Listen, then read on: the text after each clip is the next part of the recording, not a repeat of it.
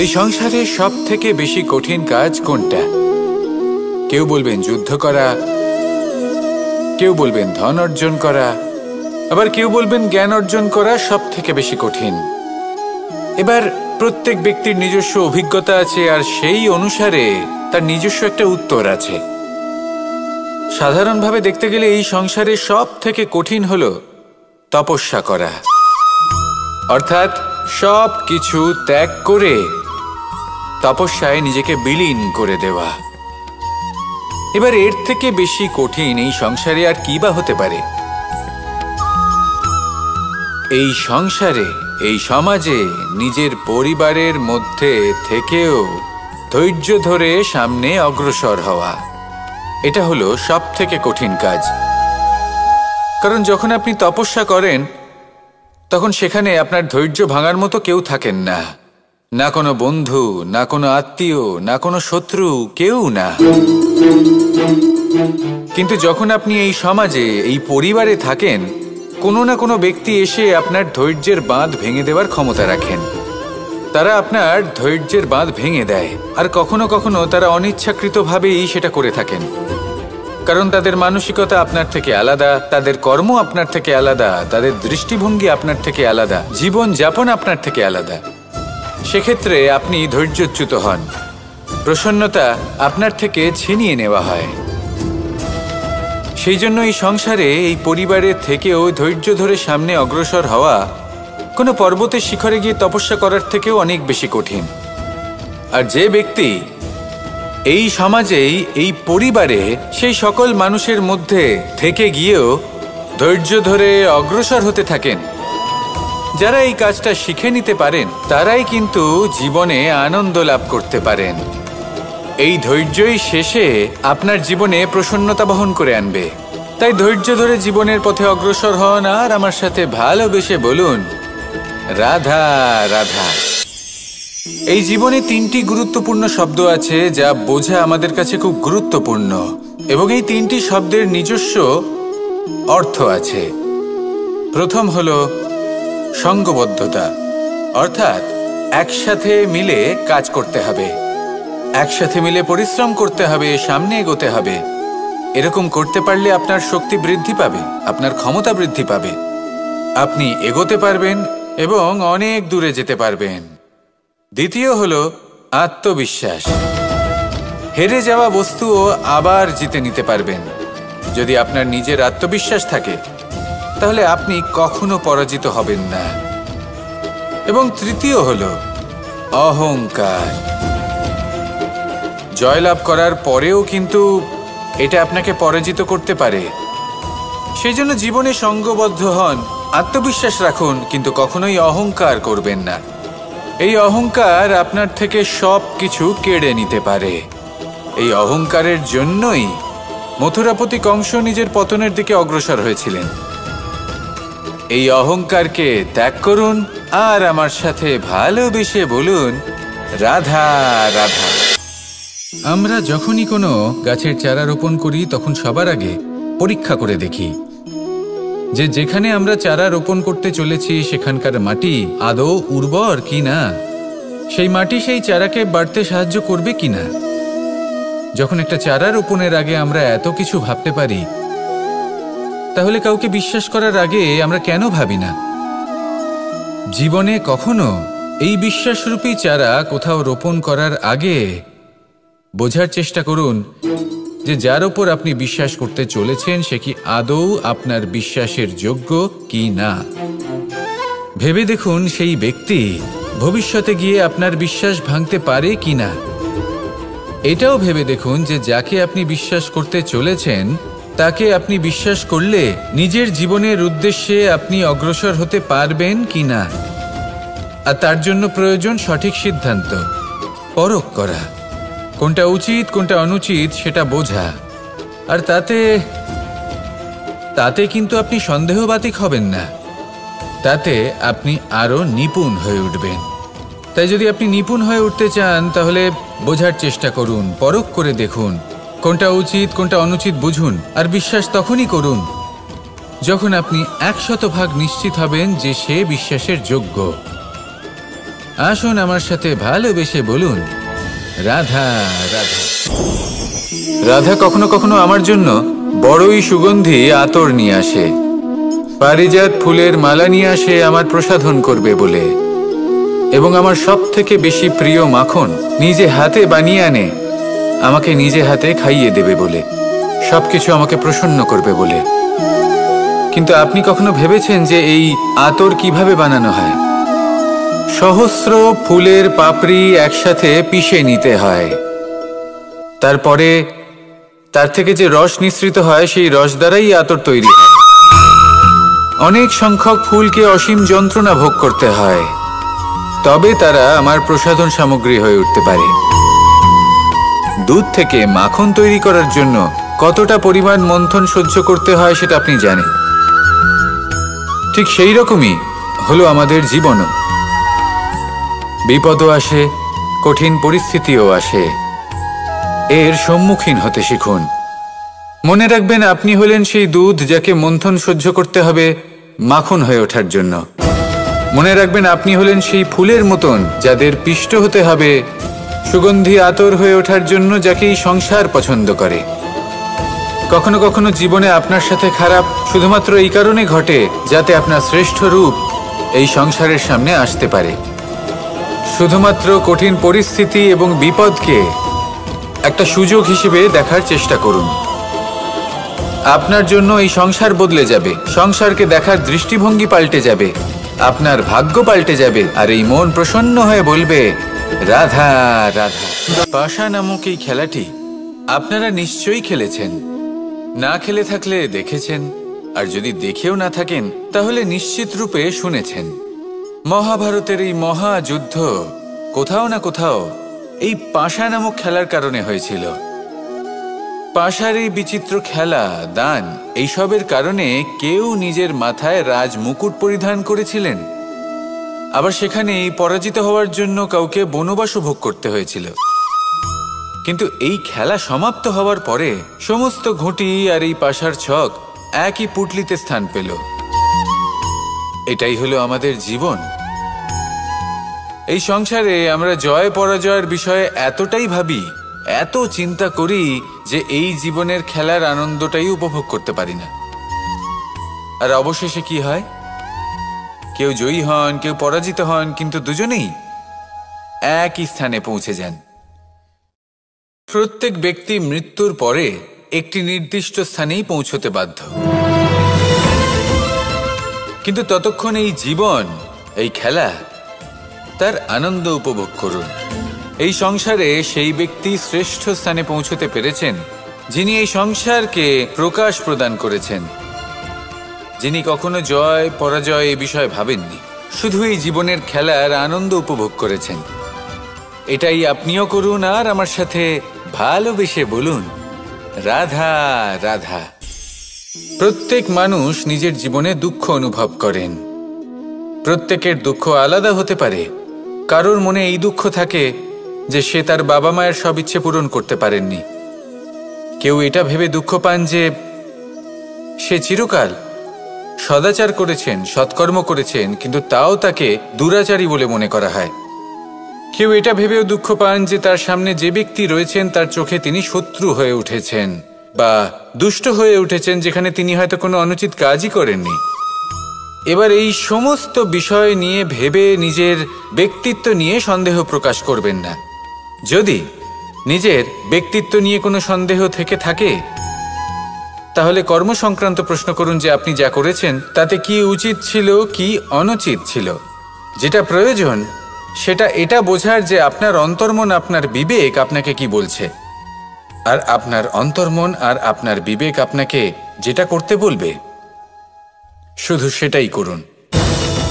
আর তারপরে এই সংসার কি বলবে, কি ভাববে সেসব নিয়ে ভাবতে যাবেন না, কারণ এই সংসার তো ঈশ্বরকেও প্রশ্ন করে থাকে, ঈশ্বরকেও দোষী মনে করে।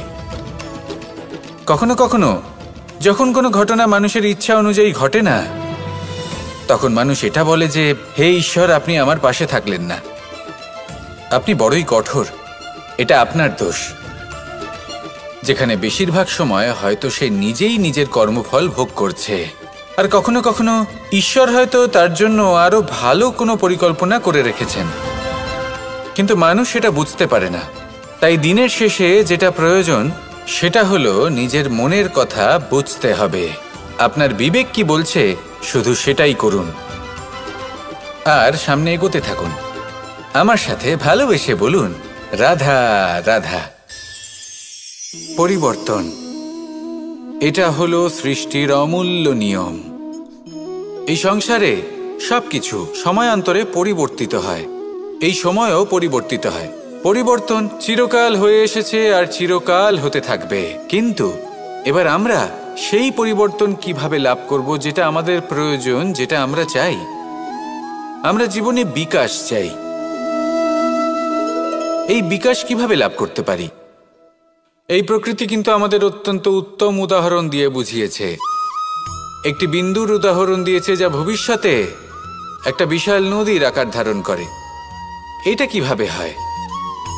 মেঘ থেকে একটি বিন্দু ঝরে পড়ে সেই পর্বতের ওপর যেখানে হিম আছে। সেই হিমের সংস্পর্শে আসা মাত্র সেই বিন্দুর সাথে আরও বেশ কিছু বিন্দু যুক্ত হয়। তারপর তারা অগ্রসর হয়, আরও কিছু বিন্দু যুক্ত হয়, আস্তে আস্তে একটা ক্ষীণ ধারার রূপ ধারণ করে এবং সেটাই ভবিষ্যতে আরও এগোতে থাকে। অনেকটা যাওয়ার পর যখন অনেক সংখ্যক বিন্দু একসাথে যুক্ত হয় তখন সেটা বিশাল নদীর আকার ধারণ করে। এবার আমরা মানুষ বলে আমাদের সাথে এই নিয়মের অন্যথা হয় তা নয়। আমরাও এই প্রকৃতির অংশ, আমাদের ক্ষেত্রেও একই নিয়ম প্রযোজ্য। যখন পরিশ্রম করে অনেক সংখ্যক বিন্দু আমরা একত্রিত করব তখনই পরিবর্তনের নদী প্রবাহিত হবে। প্রয়োজন হলো নিরন্তর পরিশ্রম করা এবং ধৈর্য ধরা। এটা করতে থাকুন, জীবনে সব কিছু লাভ করতে পারবেন, কারণ প্রকৃতি আমাদের এটাই শিখিয়েছে। আর আমরা এই ব্রহ্মরই একটি অংশ, যার দ্বারা এই ব্রহ্মাণ্ড নির্মিত। আসুন আমার সাথে ভালোবেসে বলুন, রাধা রাধা। কখনো এই প্রকৃতির দিকে তাকিয়ে থাকবেন। এই প্রকৃতি অনেক ধরনের শিক্ষা দেয়। কোনো একটা গাছকে দেখুন কিভাবে সে মাটি থেকে জল শুষে নেয়। সে ঝড় হোক বা হোক কড়া রোদ সব সহ্য করে এবং অবশেষে সে ফল ধারণ করে। আর সেই ফল উৎপন্ন করার পরে সে ফল কিন্তু সে নিজে গ্রহণ করে না, এই সংসারকে প্রদান করে, যাতে পশু পাখি মানুষ তারা এই ফল গ্রহণ করে শক্তিশালী হয়ে উঠতে পারে, সুস্থ থাকতে পারে। সেভাবেই নদী, সরোবর এরা নিজেরাও কিন্তু নিজেদের জল গ্রহণ করে না, মাটিকে প্রদান করে, পশু পাখিকে প্রদান করে। সূর্য নিজেও নিজের জন্য প্রজ্বলিত হয় না, সে প্রকাশ ছড়িয়ে দিতে চায় আমাদের সবার কাছে, সে আলো পৌঁছে দিতে চায়। এই প্রত্যেকের কর্মে পরমার্থ নিহিত আছে, আর সেই জন্যই এদের সকলকে পুজো করা হয়। তাই মনে রাখবেন,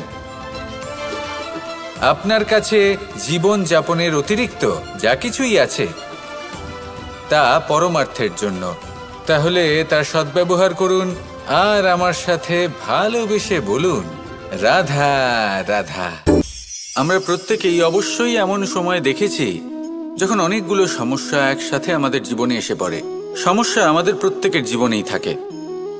আমরা তার সমাধান খুঁজতে চেষ্টা করি, কখনো সমাধান খুঁজে পাই, আবার কখনো যতই চেষ্টা করি না কেন কোনো সমাধান খুঁজেই পাই না। আর যখন এটা হয় তখন মানুষ অত্যন্ত বিচলিত হয়ে পড়েন। নিজের আত্মীয় স্বজন, নিজের বন্ধু বা সংসার এদের ওপরে এই দোষ চাপিয়ে দেন যে এদের জন্যই এই সমস্যা এসেছে। এবার যদি আমি আপনাকে কোনো পরামর্শ দিই তাহলে এটাই বলবো যে দৃষ্টিভঙ্গি পাল্টে দেখুন। এই দৃষ্টিভঙ্গি দিয়ে দেখুন যে এই সংসারে যে সমস্যায় আসুক না কেন তার জন্য কেউ দোষী নয়, না আপনি না অন্য কেউ। এই পুরো খেলাটাই আপনার মানসিকতা, আপনার দৃষ্টিভঙ্গির, আপনার মনের। কিভাবে বোঝাচ্ছি? যখন আমাদের মন শক্ত থাকে তখন কঠিন থেকে কঠিনতর পরিস্থিতিও আমাদের জীবনে খুব বেশি হলে প্রতিস্পর্ধা হয়ে থেকে যায়। সেখানে যদি আমাদের মন দুর্বল থাকে, তখন অল্প কঠিন পরিস্থিতিও আমাদের কাছে খুব বড় সমস্যা হয়ে যায়, তাই না? একটা শক্ত মন কঠিন পরিস্থিতিকে প্রতিস্পর্ধা হিসেবে দেখে আর তার মধ্যে ওটা সুযোগ খুঁজে নেয়। আমাদের শুধু এটাই করতে হবে। এই সংসারে অন্য কাউকে দোষী মনে করলে আপনার সমস্যা দূর হয়ে যাবে না। সেই জন্য এই সংসারকে দোষ দেওয়ার বদলে এই সমস্যার মূলে চলে যান, সেটাকে বুঝুন, নিজের এই মনকে শক্ত করে তুলুন। যদি আপনার মন শক্তিশালী হয়, তাহলে এই সংসারে অনেক বড় বড় কঠিন থেকে কঠিনতর পরিস্থিতিও যদি আসে, আপনার জীবনে যতই বড় বড় সমস্যা আসুক না কেন, আপনার লক্ষ্য লাভে বাধা দিতে পারবে না। আসুন আমার সাথে ভালোবেসে বলুন, রাধা রাধা। আমরা সবাই পাথর দেখেছি, পর্বতও দেখেছি, শুকনো পাতাও দেখেছি, শ্যামল বনানীও দেখেছি। কখনো ভেবেছেন পাথরের অস্তিত্ব কিন্তু ততক্ষণ পর্যন্ত যতক্ষণ সে পর্বতের গায়ে আটকে থাকে। যখন সেই পর্বত থেকে সেই পাথর ভিন্ন হয়ে যায় ও নিজের অস্তিত্ব হারিয়ে ফেলে।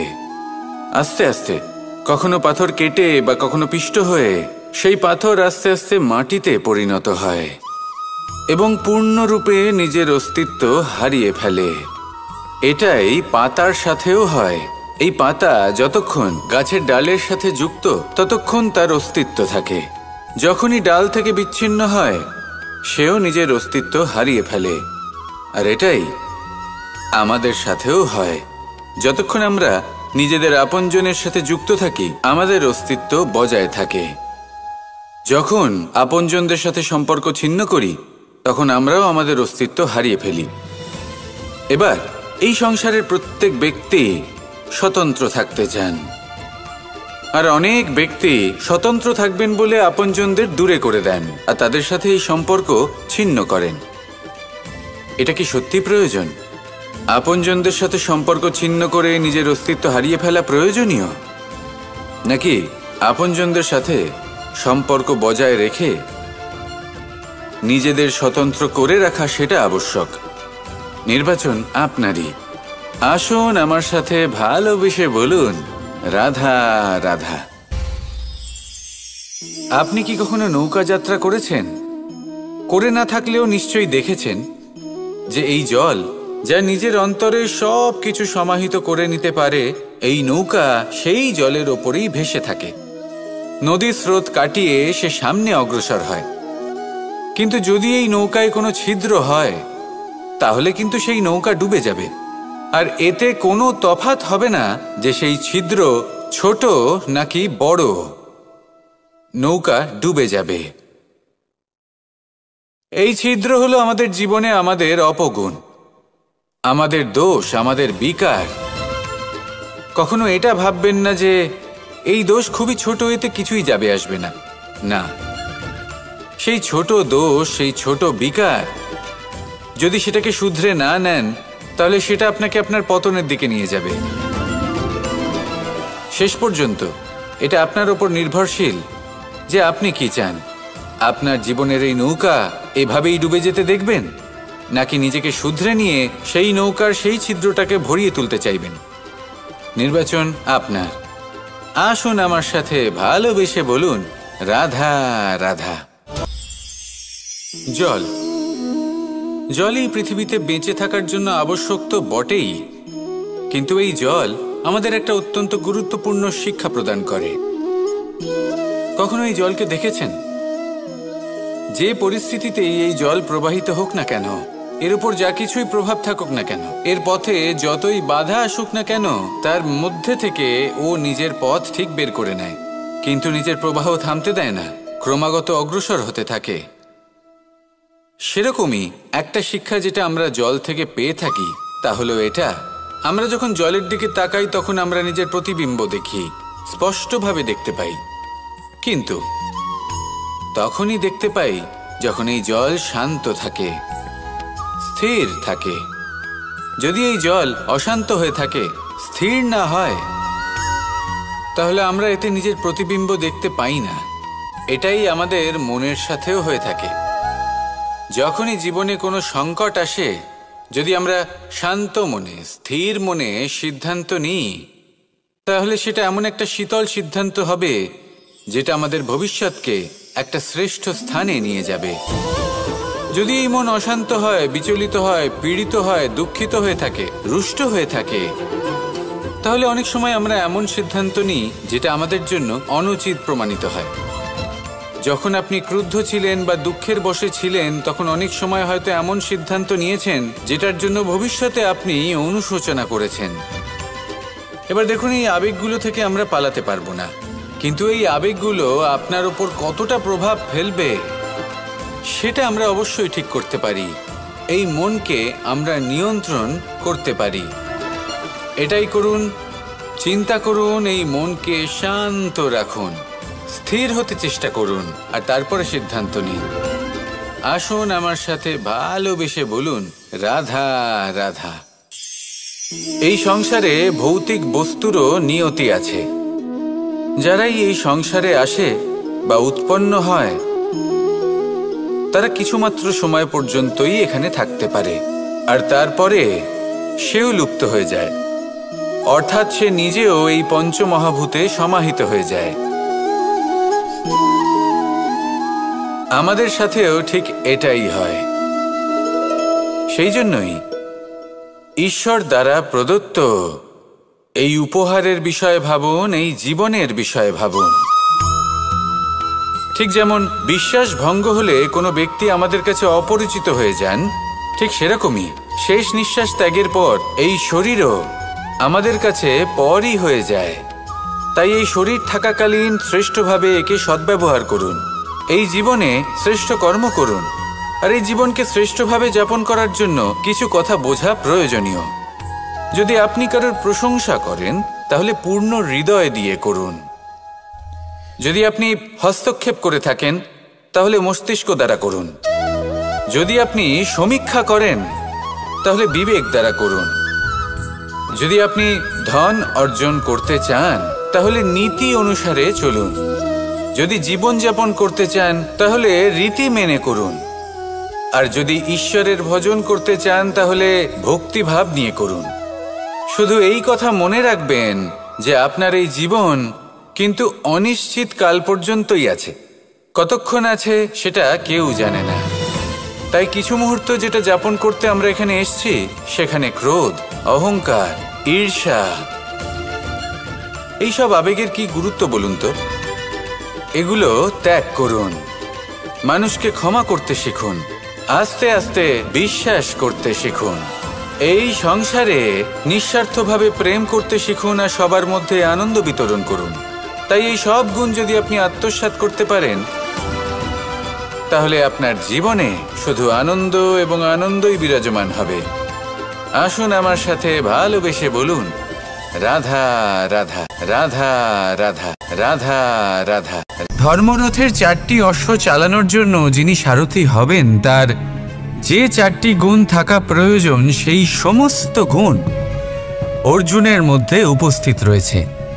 কর্মের শক্তি রয়েছে, ধর্মের প্রতি আসক্তি রয়েছে, জ্ঞানের অভিব্যক্তি রয়েছে এবং সমর্পণের ভক্তি রয়েছে। নিশ্চিত রূপে ধর্মরথে সারথি হবার জন্য অর্জুনই সব থেকে যোগ্য। আর ও শুধুমাত্র দ্রৌপদীর স্বামীই হবে না, ইতিহাসে কুরুবংশের রাজকুমার বা ইন্দ্রপুত্রের নামেই শুধু পরিচিত হবে না, বরং অর্জুনই স্বয়ং ইতিহাস রচনা করবে। অর্জুনই হবে কৃষ্ণ সারথি। যত্র যোগেশ্বর কৃষ্ণ তত্র পার্থ ধনুর্ধর। তাহলে আসুন আর আমার সাথে ভালোবেসে বলুন, রাধা রাধা।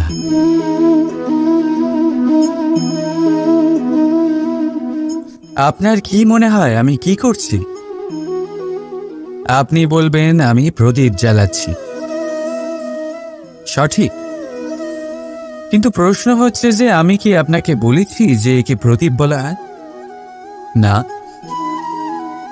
এই প্রদীপ কি নিজেই নিজের পরিচয় আপনাকে দিয়েছে? না। তাহলে আপনি কি করে জানলেন যে একে প্রদীপ বলা হয়? উত্তর হচ্ছে প্রকাশ, যে স্বয়ং জ্বলে অন্ধকারের মধ্যে সংসারকে পথ দেখায়, সেটাই প্রদীপ। যা নিরাশার মাঝে আশার আলো প্রদর্শন করে, সেটাই প্রদীপ। অপর দিকে আছে সাপ, যাকে না দেখেও তার ফনার আওয়াজ শুনেই লোকে ভয় পেয়ে যায়। তার মানে ব্যক্তির পরিচয় তার কর্মের দ্বারা পাওয়া যায়। তাই আপনার এটা বলার প্রয়োজন নেই যে আপনার পরিচয় কি। এটা আপনার কর্মই নিশ্চিত করবে যে লোকে আপনাকে প্রদীপ ভেবে ভালোবাসবে নাকি সাপ ভেবে ভীত হয়ে থাকবে। রাধা রাধা। সময় কত বিচিত্র হয়।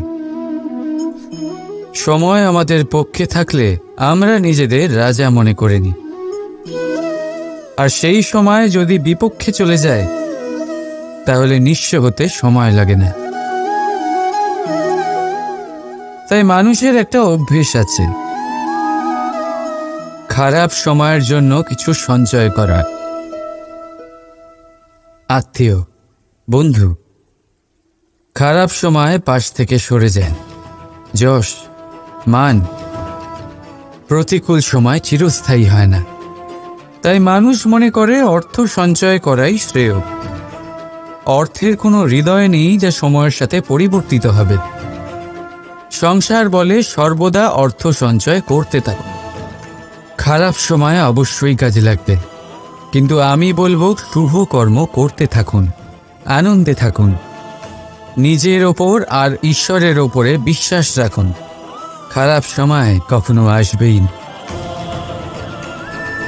রাধা রাধা। প্রকৃতি মানুষকে এক বিশেষ শক্তি দিয়েছে, অন্য জীবের থেকে বেশি শক্তি দিয়েছে।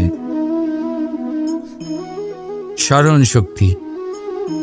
এই শক্তি মানুষকে অন্য জীবের থেকে ভিন্ন করে, ইতিহাস রচনা করার প্রেরণা দেয়, জ্ঞানকে বংশানুক্রমে এগিয়েও নিয়ে যায়। আর যারা ভুলে যান, অধিকাংশ সময় তারা উপহাস আর দয়ার পাত্র হয়ে যান। কিন্তু এটাই কি প্রকৃত রূপে সত্য? না। এই স্মরণ শক্তি মানুষের বিকাশের সব থেকে বড় বাধা হয়ে দাঁড়ায়। তার মনকে দূষিত করে দেয়। খারাপ অভিজ্ঞতা, কারোর করা বিশ্বাসঘাতকতা, কারোর কটাক্ষ বেশিরভাগ মানুষই ভুলতে পারেন না, আর তারপর প্রতিশোধ নিতে উদ্যত হন। প্রথমে সময় নষ্ট করেন প্রতিশোধের প্রস্তুতিতে, আর তারপর সময় নষ্ট করেন প্রতিশোধ নেওয়ার সুযোগ খুঁজতে। যদি সন্তুষ্টি পেতে চান, যদি জীবনে আনন্দ পেতে চান, তাহলে স্মরণ শক্তির সদ্ব্যবহার করুন। নিজের স্মরণ শক্তিকে চালনা করুন শুধুমাত্র ভালো কথা আর ভালো স্মৃতির দিকে। জীবনে আনন্দ পাবে। রাধা রাধা। মানুষ নিজের পরিবারের জন্য কত কিছুই না করে, দিন রাত পরিশ্রম করতে থাকে যাতে তার পরিবারের প্রয়োজন পূরণের জন্য অর্থ রোজগার করতে পারে। কিন্তু শুধু অর্থ রোজগার করাটাই কি যথেষ্ট? আপনি বলবেন, হ্যাঁ নিশ্চয়ই, অর্থ দিয়ে সব কিছু পাওয়া যায়, বিদ্যা পাওয়া যায়, বাড়ি পাওয়া যায়, ওষুধ পাওয়া যায়, আর কত কিছুই না পাওয়া যায়। এইসব একটা পর্যায় পর্যন্ত সঠিক, কিন্তু একটু মন দিয়ে ভেবে দেখুন, যখন কোনো শিশু অসুস্থ হয়ে পড়ে তখন সে ওই তিক্ত ওষুধ কেন খেয়ে নেয়? এই জন্য কারণ ওর পিতা সেই ওষুধ অর্থ দিয়ে কিনেছে? না, বরং এই জন্য কারণ তার পিতা যে তার সামনে দাঁড়িয়ে, তার ওপরে তার বিশ্বাস আছে, বিশ্বাস আছে যে উনি তার কিচ্ছু হতে দেবেন না। এই বিশ্বাস, এই সংস্কার, এই শিক্ষা কখনো অর্থ দিয়ে পাওয়া যায় না। এইটা পাওয়া যায় সেই সময় থেকে যা মাতা পিতা তাদের সন্তানের সাথে কাটিয়েছেন। তাই জীবনে অর্থ অবশ্যই উপার্জন করুন, কিন্তু নিজের পরিবারকেও সময় দিন, আনন্দ পাবে। রাধা রাধা। কখনো কোনো পাখিকে দেখেছেন? যখন তারা ডিম পাড়তে প্রস্তুত হয় তখন তারা সবচেয়ে আগে একটা স্থান খোঁজে, একটা স্থান যা বর্ষা, রৌদ্র আর শত্রুর থেকে সুরক্ষিত হয়। তারপর তারা বাসা তৈরি করে, তারপরেই ডিম পাড়ে। আর তারপর যখন সেই ডিম ফুটে তার সন্তানদের জন্ম হয়, সে তাদের খাবার খাওয়ায়, তাদের রক্ষণাবেক্ষণ করে। কিন্তু যখন তাদের ডানা গজায় তখন না সে তাদের খাবার দেয় আর না তাদের বাসা বানাতে শেখায়। শুধুমাত্র তাদের উড়তে শেখায় সে। তারপর সেই বাচ্চারা আকাশে উড়তে শিখে নিজেরাই নিজেদের খাবার জোগাড় করতে শিখে যায়, নিজেরাই নিজেদের বাসা বানাতে শিখে যায়। আর আমরা মানুষেরা কি করি? আমাদের সন্তান বড় হয়ে যাওয়া সত্ত্বেও তাদের নিয়ে সর্বদা দুশ্চিন্তা করি। তার জন্য আমরা গৃহ নির্মাণের চেষ্টা করি। নিজের সন্তানকে আরও শক্তিশালী করে গড়ে তোলার বদলে তাকে আমরা দুর্বল করে দিই। জীবনে সেটাই করুন যা একটা পাখি করে। নিজের সন্তানকে আকাশে ওড়ার শিক্ষা দিন, সংস্কার দিন, আর একটা নির্দিষ্ট সময়ের পরে তাকে নিজের আকাশ নির্ধারণ করতে মুক্ত করে দিন। রাধা রাধা। সাগরে সেতু বাঁধার গল্প তো আপনারা নিশ্চয়ই শুনে থাকবেন। রামচন্দ্রের সেনাকে 100 যোজন সমুদ্র অতিক্রম করে লঙ্কায় আক্রমণ করতে হতো। সেতুকার নল আর নীল সেতু বাঁধার উপায় বের করল, কিন্তু প্রশ্ন ছিল সেতু বাঁধা কি করে হবে? সমুদ্র অত্যন্ত গভীর। কত পাথর দেওয়া হলে এই বিশাল সমুদ্র অতিক্রম করা সম্ভব হবে? তখন এক উপায় নির্ধারিত হল।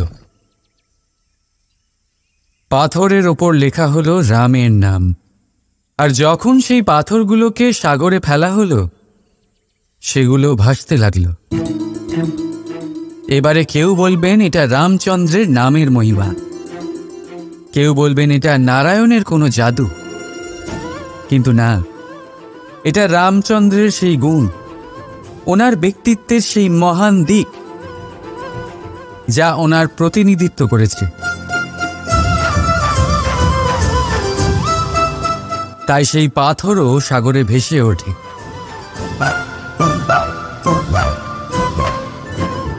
ঠিক সেইভাবেই যেখানে আমরা থাকি না, সেখানে আমাদের গুণ আমাদের প্রতিনিধিত্ব করে। আমাদের নামের শক্তি আমরা নিজেরাই তৈরি করি, আমাদের কর্ম দিই, আমাদের গুণ দিই। এবার সিদ্ধান্ত আপনার যে আপনার নামের সাহায্যে কেউ বিপদ থেকে উদ্ধার হবে, নাকি আপনার দুষ্কর্মের ফলে কেউ ডুবে যাবে।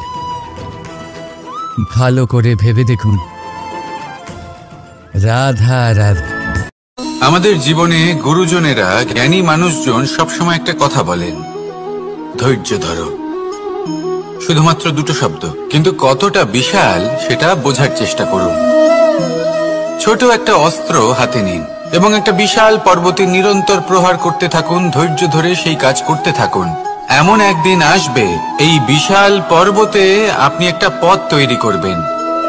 কোনো ধনুর্ধর যখন নিজের বিদ্যা অর্জন করেন, তখন তাকেও ধৈর্য ধরতে হয়, তার নিজেকে সময় দিতে হয়, তবেই সে ধনুর্বিদ্যা শিখতে পারে। সেইভাবে আমাদের জীবনেও ধৈর্য ধরার খুব প্রয়োজন। পরিবারে ধৈর্য রাখতে পারলে তাহলে আস্তে আস্তে দেখবেন প্রেম বৃদ্ধি পাচ্ছে। সমাজে যদি ধৈর্য রাখতে পারেন, তাহলে আস্তে আস্তে এই সমাজ আপনাকে সম্মান করবে। যদি নিজের জীবনে ধৈর্য রাখতে পারেন তাহলে নিজে থেকেই আত্মবিশ্বাস বাড়বে, নিজের বিকাশ হবে। জীবনে সবই সম্ভব যদি ধৈর্য রাখতে পারেন। হয়তো আস্তে আস্তে হবে, কিন্তু হবে অবশ্যই। শুধু ধৈর্য রাখুন, কারণ ধৈর্যই সব থেকে বড় পুঁজি। আসুন আর আমার সাথে ভালোবেসে বলুন, রাধা রাধা। আমাদের জীবনে যখনই আমরা কোনো বড় দায়িত্বের সম্মুখীন হই, তখন আমরা তার থেকে দূরে পালাই আর এই অজুহাত দিই যে না না, এত বেশি ভার বহন করার যোগ্যতা আমার নেই, আমি করতেই পারবো না। দেখুন, এই সংসারে ভিন্ন ভিন্ন ধরনের গাছ আছে, ছোট গাছ, বড় গাছ, কিন্তু বটগাছের মতো বড় এবং নিবিড় গাছ আর একটাও নেই।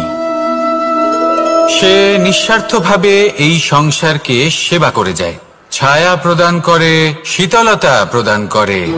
আর যখন এমন সময় আসে যখন তার ওপর বোঝা অত্যন্ত বেড়ে যায়, সে কিন্তু কোনোভাবেই ভেঙে পড়ে না। তখন সে নিজের নিঃস্বার্থ কর্মের ফল লাভ করে, সেই নিঃস্বার্থ কর্ম যা সে করেছে।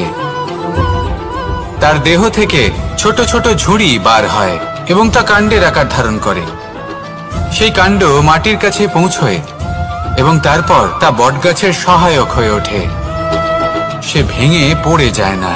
এইভাবে আপনিও জীবনে নিঃস্বার্থভাবে সবার সেবা করুন, ভালোবাসুন, সবাইকে সাহায্য করুন।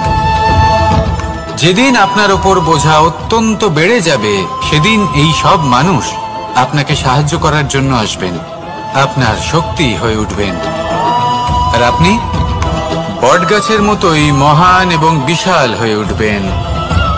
আসুন আর আমার সাথে ভালোবেসে বলুন, রাধা রাধা। একটা শব্দ আছে, পরিস্থিতি। অনেক মানুষের মুখে আমরা এই শব্দ শুনি। জীবনে যখন অসফল হই, দুঃখ আসে, সংকট আসে, কোনো বিপদ ঘনিয়ে আসে, তখন সমস্ত দোষ আমরা পরিস্থিতির ওপর চাপিয়ে দিই। আর দেখতে গেলে কোথাও না কোথাও ঠিকই করি। এই পরিস্থিতি প্রত্যেক দিনের মতো পাল্টাতে থাকে, কিন্তু এই দিন, এই রাত, এমন কেউ আছেন যিনি এর ওপরেও নিয়ন্ত্রণ সাধন করেন, আর তিনি হলেন সূর্য। ঠিক সেই রকমই আমাদের জীবনেও সূর্য হলো এই মন। যদি এই মনের উপর আমরা নিয়ন্ত্রণ করতে পারি, তাহলে আমরা জীবনকেও নিয়ন্ত্রণ করতে পারবো। প্রথমে এই মনের রাজা হয়ে উঠতে হবে। তাই মনে রাখবেন, যদি মন দুর্বল হয়, তাহলে পরিস্থিতি আমাদের সমস্যা বলে মনে হবে। এই মন যদি স্থির হয়, পরিস্থিতি প্রতিস্পর্ধা বলে মনে হবে। আর এই মন যদি শক্তিশালী হয়ে ওঠে, তাহলে যে কোনো পরিস্থিতি আপনার কাছে একটা সুযোগ মাত্র, এমন এক সুযোগ যাতে অগ্রসর হয়ে আপনি মহান হয়ে উঠতে পারেন। এই মনের শক্তির বৃদ্ধি ঘটান, মহান হয়ে উঠুন, আর আমার সাথে ভালোবেসে বলুন, রাধা রাধা। খুব সুন্দর একটা কাহিনী আছে। একবার এক ব্যক্তি নিজের অসফলতার জন্য ত্রস্ত হয়ে সময় দেবতার তপস্যা করতে বসলেন। উনি তপস্যা করলেন এবং সময় দেবতা প্রসন্ন হলেন, মানুষের রূপ ধারণ করে ওনার সামনে প্রকট হলেন। এবার সেই ব্যক্তি ওনাকে জিজ্ঞেস করলেন যে কি এমন আছে যার জন্য আপনি বারবার জয়ী হন আর আমি চিরকাল পরাজিত হয়ে থাকি? কেন এত পরিশ্রম করা সত্ত্বেও আমি সাফল্য লাভ করতে পারি না? তখন সময় দেবতা উত্তর দিলেন যে দিন হোক বা রাত, ঝড় হোক বা ভূমিকম্প, রোদ হোক বা বৃষ্টি হোক, সময়ের সূত্রপাত হোক বা প্রলয়, আমি থামি না, আমি চলতেই থাকি। আর সেই জন্য যিনি থেমে যান তিনি পরাজিত হন আর আমি জয়ী হই। এটাই আমাদের শিখতে হবে। জীবনে সবসময় চলতে থাকুন, কখনো থামবেন না। হ্যাঁ, কিছুক্ষণের জন্য বিরতি নিতে পারেন, বিশ্রাম করার জন্য, নিজেকে আরো সশক্ত করে তোলার জন্য, কিন্তু থেমে যাবেন না। নিরন্তর কর্ম করতে থাকুন, পরিশ্রম করতে থাকুন, তবেই এই সংসার আপনাকে মনে রাখবে। আসুন আমার সাথে ভালোবেসে বলুন, রাধা রাধা।